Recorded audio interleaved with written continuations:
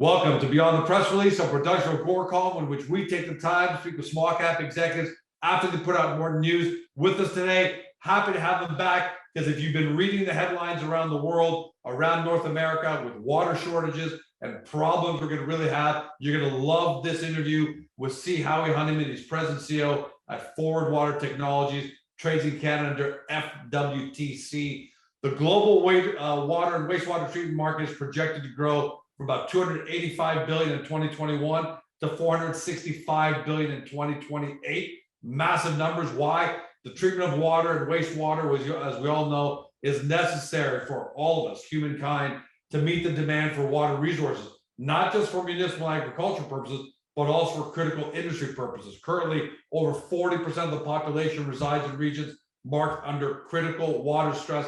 That's why we're hearing about it more and more. Enter Forward Water Technologies. Their proprietary forward osmosis technology, I know that's a mouthful, but wait to hear more about it, allows industrial users to reduce water consumption by up to 90%, providing the immediate benefits of saving water from being permanently destroyed, while also realizing large reduction in their operating expenses. Their target market, their focus is on large scale implementation. So this isn't for our homes, it isn't for small business, things like that. We're talking about oil and gas, mining, agriculture. That's the size of the market. More than just lip service, their target market. More than just lip service, they've got LOIs with 6 major lithium extraction companies. All sorts of, I can't even go through how many agreements they've got in Europe, in India. We're going to talk about those, but the bottom line is the world, as far as customer target goes, they know who Forward Water Technology is. They're getting a shot to get in the door. A lot of agreements being signed, so let's catch up. Howie, welcome back, my friend. It's good to be back, George, and well said. Thank you for the kind intro. Hey, I love it, because look, I'm a big fan of 60 Minutes, all those news shows, and it's amazing how much I'm seeing. I mean, I've known there's a problem, it's thanks to you, but it's amazing how I'm seeing more and more. Big picture before we get some of the questions. For anybody new watching, how big of a problem is this going to be for most of the planet? We're talking 40% right now are in bad areas. How big of a problem is it? It's a phenomenal problem, George. It's very difficult to overstate. I mean, even here in Canada, where we've got vast amounts of water, we're seeing restrictions here. Some industries, some companies, they're bottlenecked at the amount of water they can take out of the ground. And so it's going to hit us all. It's going to hit us in every possible way. India, as you mentioned, we do have an agreement there. But remember, 17 to 20% of the world's population, with only 4% of the world's fresh water, they're in a tight place. So we're seeing uptake of our technology in India because of issues like that. Southwestern United States, I think everybody's aware of the issues out there. So this is a global issue, and it's going to hit us hard. It's going to hit us hard if we're not careful. And a lot of companies will talk the talk, right? George Calm Water will come out and say, oh, the world's in trouble with water, so I'm going to help solve this. The difference, how investors have to separate, the wheat from the chaff, the water from the oil, right, is that you got to look for validation, third-party validation. You got licensees in India, you got NDAs with multiple lithium companies. That's the difference. So let's talk a little bit about that. Since we're on India, you have a licensee in India, and what I find fascinating, you just got back from physically visiting them. How is their forward osmosis business developing, and what does it mean for Forward? Yeah, so we have a large water treatment company, Goldfinch Engineering, in India, who's an exclusive licensee. They've been taking our technology, we've been teaching them how to implement it, and because of travel restrictions, we haven't been able to get to India until just last month. So my engineers and I went over to India to see their operations on site. We were thrilled. They have done an exceptional job of putting the technology together, running it, and operating it. And they were getting results that they were very pleased with on a client site running a commercial pilot. So that's a great, huge check mark. With a little bit of insight from us and our engineering, they were even to optimize that process a little bit further. So they're ecstatic with the outcome. Their clients happy with the water savings they're seeing on site for reuse in their operations, just like you outlined. Water staying on site, getting treated, getting reused. and it's hitting all the operational check marks. So we're And is it a private company, a big industrial private company? This is a private chemical company located in Boisar, in Maharashtra state in India. So this is right in the heart of the chemical valley, if you will, for India. So we're very, very hopeful that this will trigger a commercial sale. And not only will that happen, when it does happen, I think the surrounding industries that are packed right into the area are going to recognize the benefits, and we're going to hopefully see this turn into multiple sales. We see our licensee sees the benefit by selling the equipment, supporting it. We see a benefit from not only demonstrating our technology in real world applications, collecting that information for dissemination in our part of the world, but we of course recognize a royalty stream out of that business as well. So, boxes are checked. It was a really worthwhile trip. Really thrilled with the operational capability of our licensee.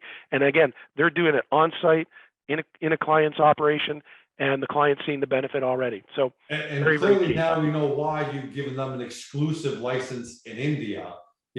How big is your partner there? How big are they? And can you expect a lot more dominoes to fall once you're able to close the first and announce it, showcase to the world? They got a big pipeline? Absolutely. So they've been busy over the last year, 18 months developing the pipeline. They've got clients interested. They've got operations, in outer Mumbai and Boisar, which is again the chemical valley. But they've also got operations in Bangalore in the pharmaceutical area. So we see the potential for them to bring in this new technology quite rapidly with the demonstration of the first commercial adoption. So, we're really excited for them. Obviously, really excited for us too. But ultimately, we're going to start impacting the water scarcity issue in India that I started with. That is an absolutely fierce problem in India at this point. And the government in India has started taking, not only taking notice, but enforcing their regulatory requirements because the situation is becoming very dire. People have to do something, and I think we're posed to be that something, certainly in the chemical industry. I know you can't give specifics around dates, but just give everyone at home a ballpark understanding. Could something like this come together in the next 6 months, in the next 6 weeks? Because we've never been through this before. So ballpark, I know we're not going to pin you down specifically, but when do you expect to hear about, Well, I'm hopeful that this quarter we'll see a commercial sale from our licensee to one of their clients.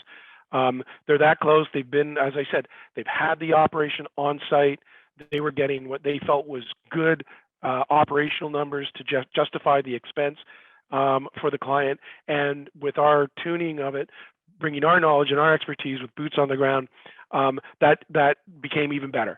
So we've got a motivated client.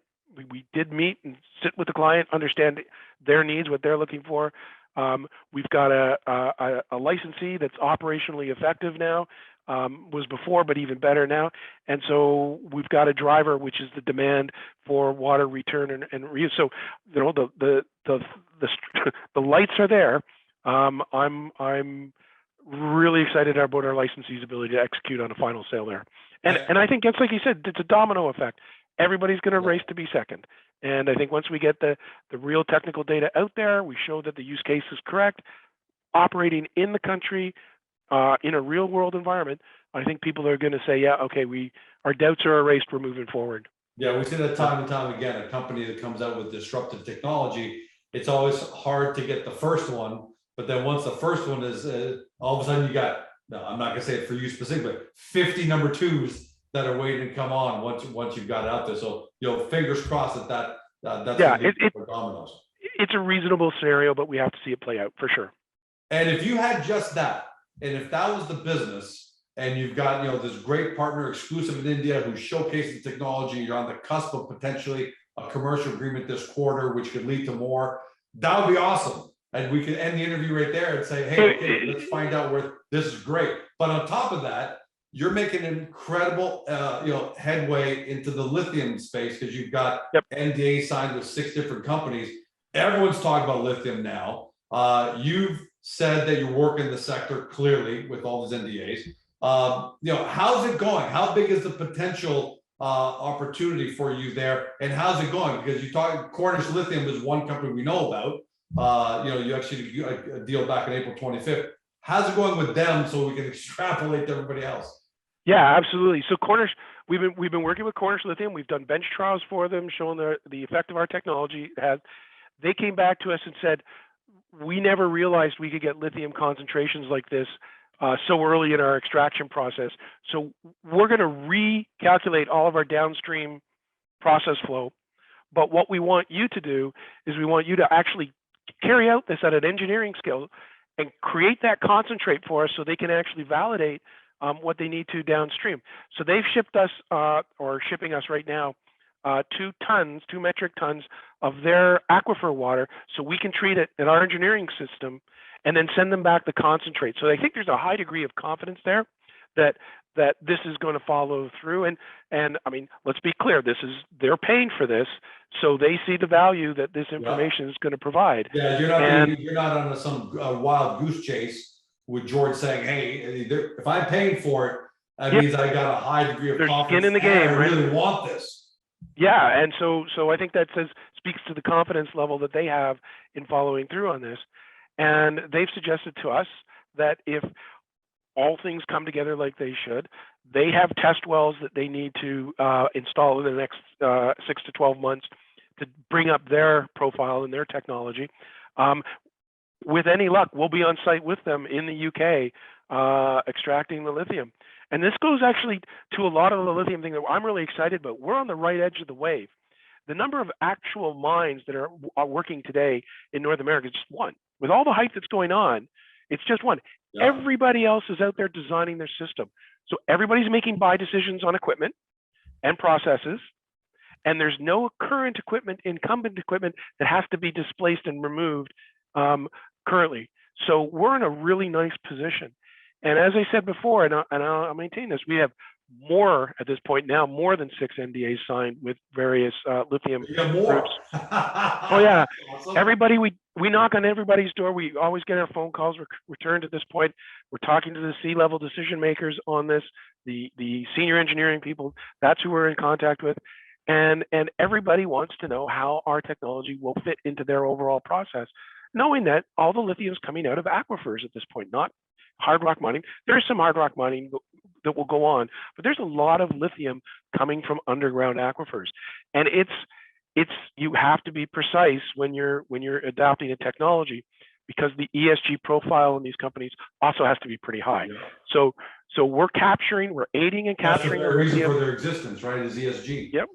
And we're pushing the water back into the ground so that water volume doesn't get diminished, right? We're aiding in that.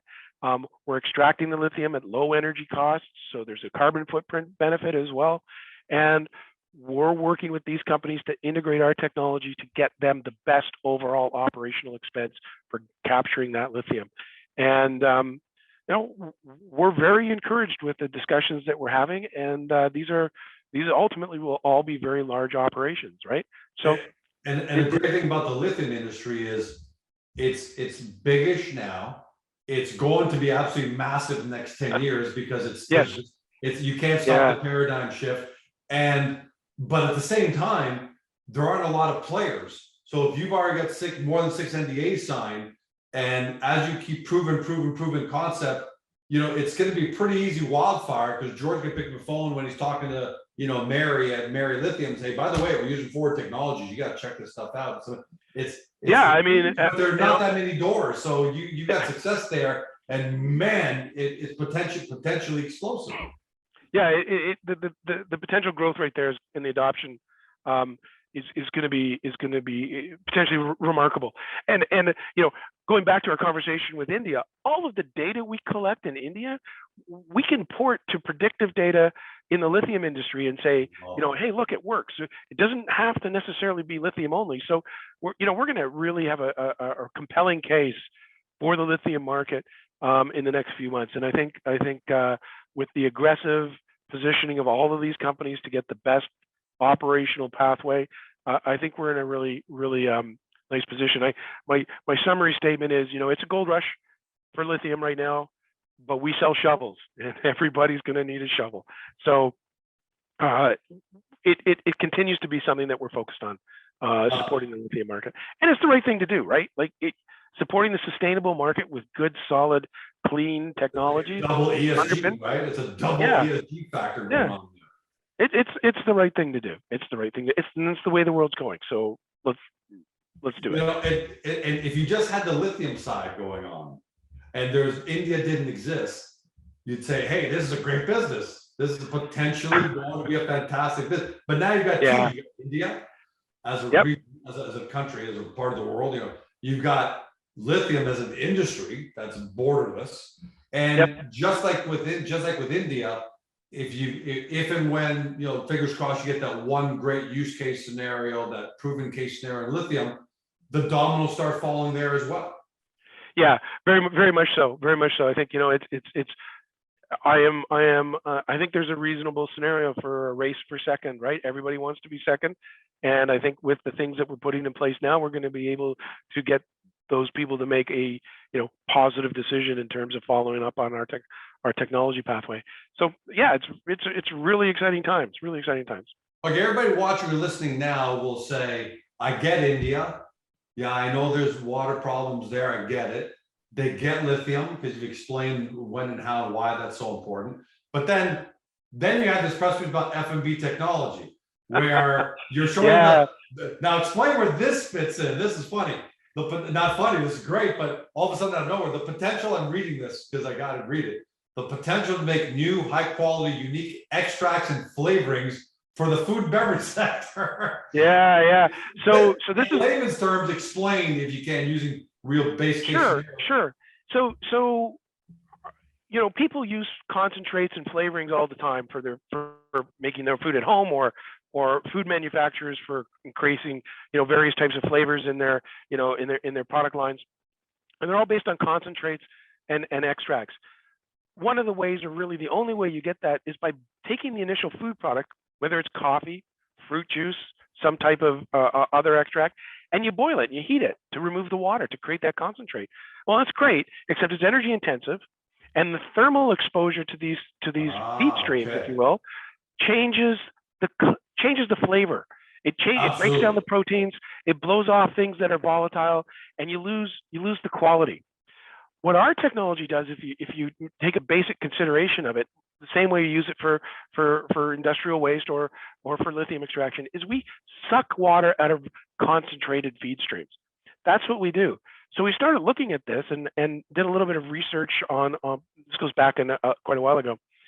You can do this to food products as well. You can pull the water out of the food product, create this concentrate under cold conditions, so you get a cold concentration, and you create this flavoring compound, or this flavoring extract or syrup, that is so much more intensely flavored than compared to the thermally generated one.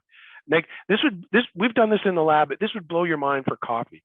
You take coffee, you create a concentrate on that coffee, and if you're a coffee drinker, it's like packing 15 coffee smelling mornings into one instant. Yeah, and it's really got this intense flavor. Now, if you take this flavoring and you start adding it to your granola bar product line, you now have a unique product for granola bars that distinguishes your product from every other granola bar that's on the grocery store shelf, and you've got a differentiator that nobody else can do. So we're looking at doing that for the food and beverage industry. We can do this cold concentration. We know that's proof of concept. We've got a food safe variant of our draw system that we're going to be implementing on this. We're scaling it up to engineering scale so we can bring in partners to help us co-develop it. And this is a low energy, low carbon footprint to create distinctive, unique products that allow food grade materials to be differentiated in the consumer's eye. So we're really keen on this.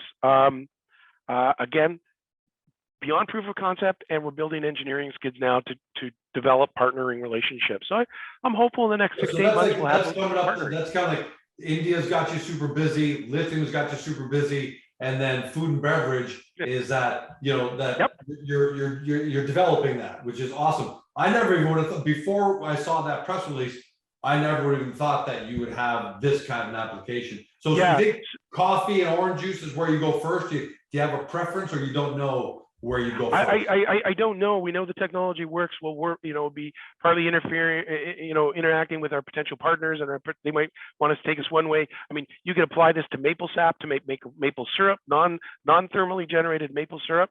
You can make strawberry juice. You can make watermelon concentrate. So it's all going to depend on what sort of partners we engage.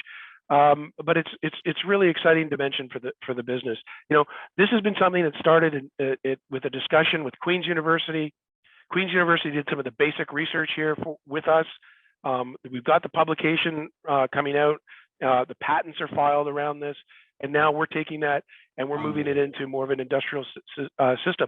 So it's been pretty efficient in terms of resources at this point. But we will grow as we need to. We've got the resources to do that. But right now we're focused on those three attributes: the lithium pathway, with our developing partners, our Indian partner for wastewater treatment, taking those case studies out, and then now we've got this food and beverage product line that we're looking at. So yeah, pretty full plate, but we're well resourced to do it, and that was part of our plan, and we're executing on our plan. Yeah, and I want to bring that and perfect timing. So people can almost think it was scripted for you to say resources, but the one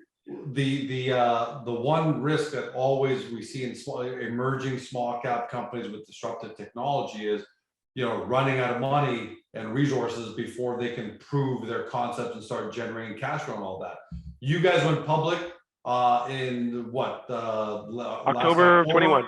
Last October. And in the process, you raised $6.5 million, just under that, gross $6.5 million. And you said at the time, and your investors said, the purpose of this money is we knew in our first year, especially, we're pre-revenue, and this money is strictly to get us through, hopefully, to the revenue side. So is everything there going according? Because you just put a year in financials and you're pre-revenue, so there's no revenue there, but none of us were expecting revenue. But is everything going according to plan as far as the cash flow management goes? George, I'm a huge fan of saying what you're going to do and then doing what you said. So we're executing on our plan, much like we had proposed in our initial fundraising. That includes building what we call a mobile demonstration plant. So that is 2/3 manufactured at this point or fabricated. That'll allow us to go on site and demonstrate to our industrial users that the technology does work. It can be operated, and they'll see the benefit immediately. We've kept our burn rate, other than that, quite austere. It's the key people are in place. We brought in sales support, marketing support, but we haven't expanded it beyond a rational group. And I can say it's going as we had planned, right? And I am very hopeful that we'll get to the revenue side of things within the next number of months, as we kind of laid out based on our initial prospectus, right? So it's always one of those things. Nothing better than a good plan come to get together. Yeah, always want to do it faster if you can find a way to do it faster. But I think we put forward a pretty rational, aggressive plan when we're executing on it. Yeah, and you're not even out of your first year yet. Not even out of our first year yet. 3 months away from that, or and we'd spent a number of years as a private entity, and we laid a lot of groundwork, but we just didn't have the capital resources to pull the trigger. That's what our IPO gave us, and that's what we're doing now. That includes things like travel. We've now started attending in the key industrial conferences. IFAT was one we were at. We're attending WEFTEC in the fall, but we're not. We're hitting the key ones that we need to, and we're also getting out into the field with our partners in India and ensuring things are being run well, and we're executing on this commercial sized demonstration equipment that we'll be able to put on a flatbed truck and take it to site and operate it under a contract to show these people or potential clients that this does what we said it does. I can't wait till I don't know if that's something we'll be able to when it's done. He said it's 2/3 done now, but when it's finished and complete and being able to see it, just film it. I don't know how. That'll be a lot of fun to see the demonstrations, kind of show everybody. Yeah, believe me, myself and my engineer, I'm always looking at it as, is it photogenic enough yet to get out there? And it's getting close. So we built a lot of the internal parts. Those internal parts are now fabricated. We're now putting it inside the containers. It'll be a containerized unit. Made some clever, what we think are some clever design decisions. So if we ever want to modify, we can disassemble the equipment and reassemble it, kind of like a Lego block pathway.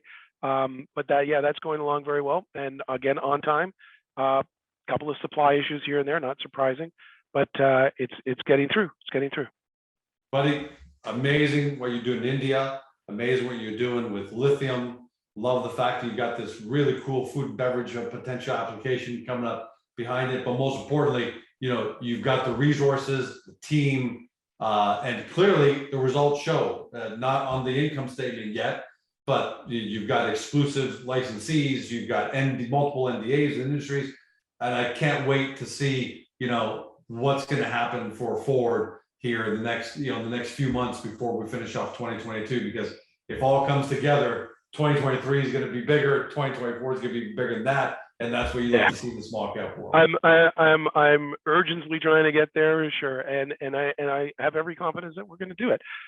We're working through building that solid, really robust foundation for the company, and then we're going to exploit it, bring on clients, bring on customers, bring on end users, and aid in our licensee, because that's distributing the technology as well, and it brings a revenue stream in for us. So very excited there too. Yeah, you're not just talking the talk, you're walking the walk. Otherwise, I got to tell you, I wouldn't be here. Relationship or not, I've got to believe in who I'm talking to, and it's amazing what you guys have pulled off, Howie. And I can't wait to have you back on. Hopefully, sometime potentially this quarter, if something comes out of India, so we can celebrate together. That'd be great. But can't wait to have you back on, my friend. Lots of things going on, George. I'm sure I'll have things to talk about, so I look forward to it as well. It's always a nice viewpoint to come in and sort of summarize it all through your eyes, and so I appreciate the time as well. Yeah, listen, you guys are doing such amazing things, but it is disruptive tech, and we've got to take this time to explain to people over and over again, what is going on in India, what is going on with lithium, what is going on. Let them. This isn't selling. We're not selling bottles of water. You can't see it, which is pretty easy to understand. Okay, they got Ford water, they bottle it, they sell it to George's restaurant. I understand. I don't need to hear how it is. Sure. Every time we talk, I get more and more excited about what you guys are doing. I love it. Yeah, it's a complicated and inside industrial sort of business, but I think you do a nice job of drawing it out. And at the same time, on your end, that's the moat, right? That's the defensibility that this is the business I can get into tomorrow, right? This is the business anybody watching it. So I love that. Can't wait to have you back, my friend. Awesome. All right. For everybody at home, you've been watching or been listening to my podcast on Spotify, Google, Apple, your favorite podcast platform. To Howie Honeyman, President CEO at Ford Water Technologies, trades in Canada under FWTC. Guys, if you recognize the global problems we're having with water supply and all those issues we're having, and you've loved this interview, then you got to start your due diligence. Here's the 2 steps. First, get the company's profile page on Agoracom, because we've got everything neatly laid out there for you to give you good foundational knowledge and really understand it. Then when you got that, head over to the Ford Water Technologies website from Agoracom so you can do your deep dive due diligence. Hopefully today you discovered your next amazing small cap company. Thanks for joining us. Have a great day. See you next time. Hey guys, the video's over, but don't forget to help your company by liking it and even leaving a comment below. And then don't forget to help yourself by subscribing to our YouTube channel so you never miss another great Agoracom small cap video.